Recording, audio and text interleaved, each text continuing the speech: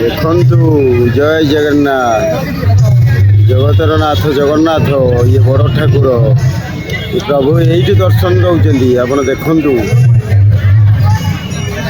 ଦେଖନ୍ତୁ ନୀଳଚକ୍ରକୁ ଦେଖନ୍ତୁ। ଆପଣ ନୀଳଚକ୍ର ଉଡ଼ି ବଡ଼ ଦାଣ୍ଡ ତାଙ୍କର ନୀଳଚକ୍ର। ସବୁ ପରେ ବି ବଢ଼ିଆ ଦୃଶ୍ୟ ଆପଣଙ୍କୁ ଦେଖେଇବି। ସର୍ବସାଜି ଆସିକି ପ୍ରୋଗ୍ରାମ କରୁଛନ୍ତି। ଏ ପ୍ରୋଗ୍ରାମ ଭିତରେ ଆପଣଙ୍କୁ ଦେଖେଇବି ସର୍ବସାଜି ପଣ୍ଡା। ତେଣୁ ନିଶ୍ଚିତ ପ୍ରୋଗ୍ରାମ ଆପଣଙ୍କୁ ଦେଖନ୍ତୁ କି ପ୍ରୋଗ୍ରାମ ଚାଲିଛି, କେତେ ଭକ୍ତ। ପ୍ରୋଗ୍ରାମର ନିଶ୍ଚିତ ଦୃଶ୍ୟ ଆପଣମାନେ ଦେଖିପାରିବେ, ମଜା ନେଇପାରିବେ।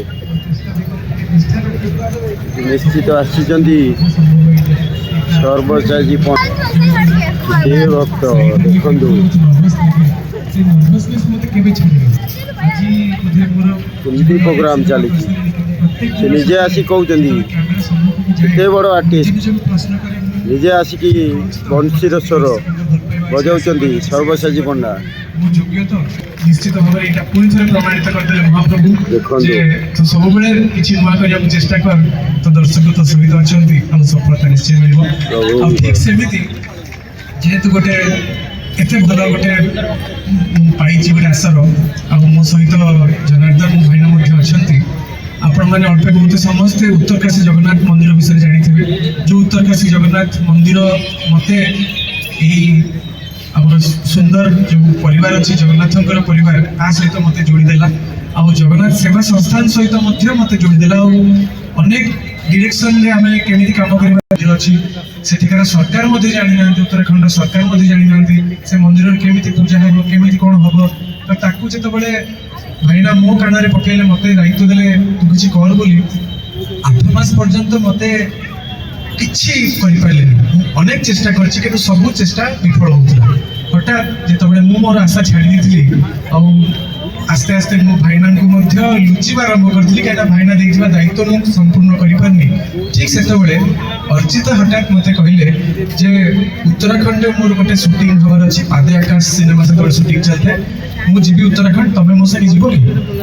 ସେତେବେଳେ ହଠାତ୍ ମୋତେ ଗୋଟେ ଆଶ୍ଚର୍ଯ୍ୟ ଲାଗିଲା, କାହିଁକିନା ମୋ ଜୀବନରେ କେବେ ଭାବିନଥିଲି ଯେ ସେ ମନ୍ଦିରର କୌଣସି ବି କାମ ପାଇଁ ମୁଁ ଯିବି ଉତ୍ତରାଖଣ୍ଡ।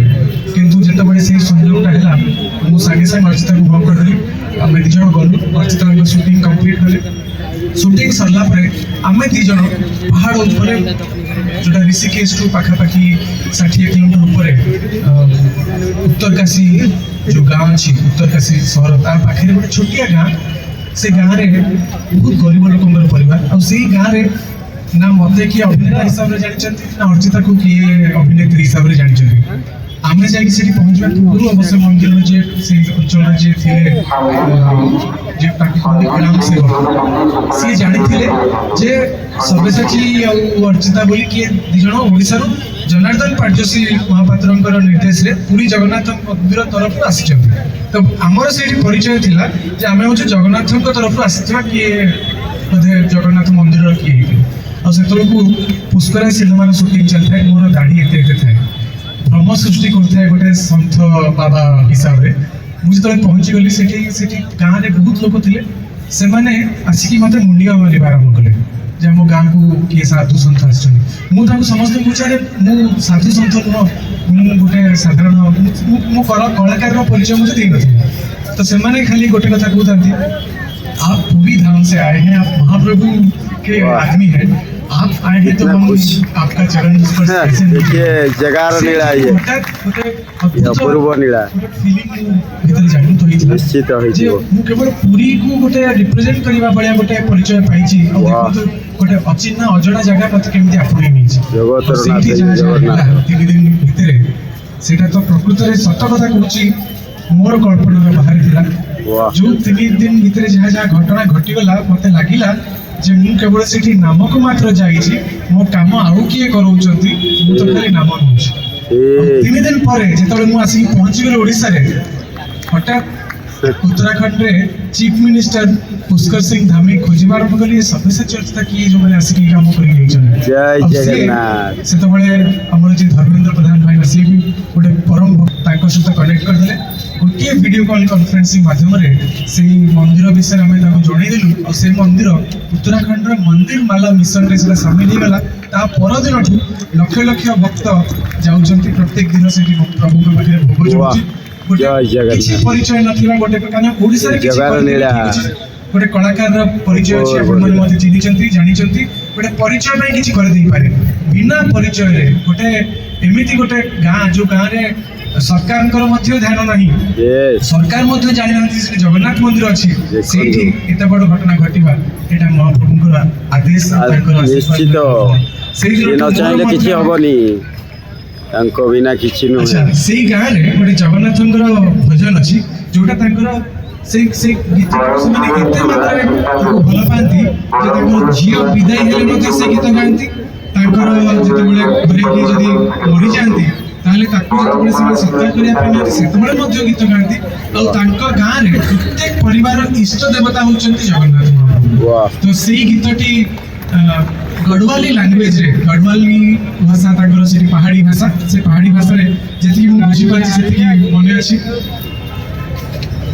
तेरी जय जयकारा तेरी जय जयकारा क्या वाली तेरी देखो जय जयकारा जय जगन्नाथ जी लीला आपण इष्ट देव जगन्नाथ इष्ट देव जगन्नाथ तेरी जय जय जयकारा जयकारा तेरी जय जयकारा तेरी जय जयकारा तेरी जय जयकारा ସବୁ लीला ଦେଖନ୍ତୁ ଜଗତରନାଥ ଜଗନ୍ନାଥ ମହାପ୍ରଭୁ ନ ଚାହିଁଲେ କିଛି ହୁଏନି ସେ ନିଜେ ତାଙ୍କର ଉଦ୍ଧାର କରିପାରିବେ ନିଜେ ତାଙ୍କର ଉଦ୍ଧାର କରିପାରିବେ ସେ ଜାଣିଛନ୍ତି ତାଙ୍କ ବାଟ ଆପଣ ଚାହିଁଲେ ବି କିଛି କରିପାରିବେ এই সুন্দর গীত ମୁଁ ମୋ ଜୀବନରେ କେବେ ଶୁଣିନଥିଲି ମୁଁ ଜାଣିଛି ଆପଣମାନେ ମଧ୍ୟ କେବେ ଆପଣଙ୍କ ଜୀବନରେ ଶୁଣିନାହାନ୍ତି କିନ୍ତୁ ଦେଖନ୍ତୁ ଆମେ ପ୍ରତ୍ୟେକ କଳାକାରଙ୍କୁ ଆପଣଙ୍କ କରତାଳି ଆପଣଙ୍କ ଭଲ ପାଇବା ଏମିତି ମିଳୁଛି। वाह जय जगन्नाथ ये जगार अपूर्व नीला देखନ୍ତୁ କି नीला बहुत बहुत धन्यवाद ज्ञापन करी सब्यसाची मिश्र महोदय जो कथा कहते प्रत्येक कलाकार मंच को उठिला बेले गला बेले 10 थर दीर्घ निश्वास नहीं जिते बड़ कलाकार हो ये भय ता भीतर थाए बोली से सफलता शीर्ष को पहुंचे जय जगन्नाथ प्रभु श्री जगन्नाथ ये जगतरनाथ जगन्नाथଙ୍କର नीला ଦେଖିଲେ ତ ନିଜେ କ'ଣ କହିଲେ ସର୍ବସାଚୀ ये जगतरनाथ जगन्नाथ से निजे उद्धार ହେଇପାରିବେ ये न चाहिए किसी हेनी देखु ये दृश्य कौन कहले यही उद्धार तांको करि परिबेनी प्रभु को बिना ए पानी पवन सबु बन आपण कहीं व्यस्त होचंदी ये जीवन ये शरीर दान कर दियंतु ना ये सबु दान कर दियंतु महाप्रभु को आपण किछि करबा दरकार नहीं महाप्रभु सबु करि देबे पहाड़ आसिले भी से गुंड कर देबे महाप्रभु आपण सबु जानुचंदी देखंतु कलाकार से कौन कहले केमिति जाइतिले किछि जानि नांती कौन कले से कौन जीवन रसरे